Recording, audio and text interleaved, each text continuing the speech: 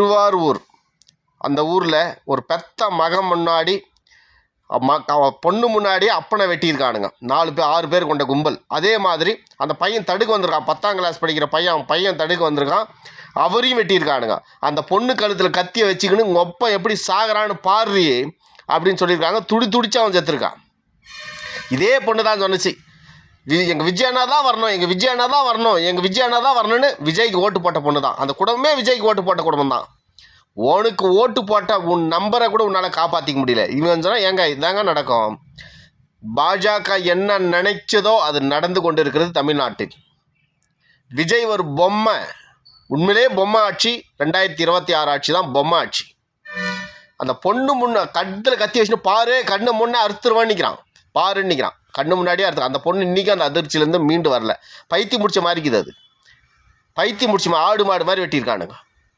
இந்த பொண்ணு தான் சொல்லிச்சு விஜய்க்கு அண்ணாக்கு ஓட்டு போடுங்க, பெண்களுக்கு பாதுகாப்பு வேணும், சம உரிமை வேணும்னு சொல்லி. இவங்கெல்லாம் சொல்லி தானே ஓட்டு போட்டாங்க. இப்போ அவங்களே வெட்டுறாங்க.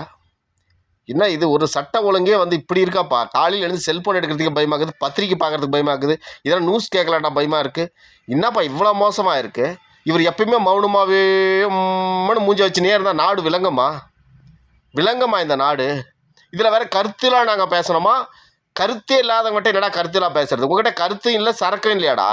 ஆர்எஸ்எஸோட ஆதரவோடு ஆட்சியில் உக்காந்துட்டு இந்த நாசனம் பண்ணுறீங்களே நாட்டை. தமிழ்நாடு நான் நினச்சது நடக்குது. இனிமேல் தாழ்த்தப்பட்டவங்க மேலே அதிகமாக தாழ்த்தப்பட்டவனாக இப்போது நினைத்து கொண்டு இருக்கிற சீமான் தாழ்த்தப்பட்டவன் எல்லாம் அவன் தமிழன், அவன் தமிழன், உன் அண்ணன் தம்பின்னு சொல்லி வச்சிருந்தான். இப்போ அதெல்லாம் தவிடுபொடி ஆக்கிட்டு அவன் மேலே வன்முறையை இனி எல்லாத்தாலையும் கட்டமைப்பாங்க. தமிழ்நாடு ஃபுல்லாக வன்முறை, அடுத்தது இஸ்லாமியர்களுக்கு மேலே வன்முறை கட்டமைப்பாங்க. இதெல்லாம் நடக்கும்போது விஜய் ஒரு ஜோஷப், அவன் ஒரு கிறிஸ்டின் அவன் மேலே பழியை போட்டு அப்போ தான் ஆர்எஸ்எஸ் உள்ளே வரும், எல்லாரையும் காப்பாற்றுற மாதிரி. அண்ணாமலை இறங்குவார், ஆட்சி மாறும். காட்சி மாறாது, ஒன்றும் செய்ய முடியாது. அப்போதாவது சீமானை நினச்சி பாருங்கள். ஒருத்தன் கத்தனானே நல்லவன் பேச்சை கேட்கலையே, இப்போ நாசனமாக போனமே, என் வம்சம் அழியுதே, என் கண்ணு முன்னாடி என் பொண்ணை கற்பழிக்கிறானே, என் பையனை வெட்டுறானே, என் அப்பனை வெட்டுறானே, என்னால் தடுக்க முடியலையே அப்படின்ட்டு விஜயண்ணான்னு கத்தாதீங்க, சீமான் அப்படின்னு கத்துங்க.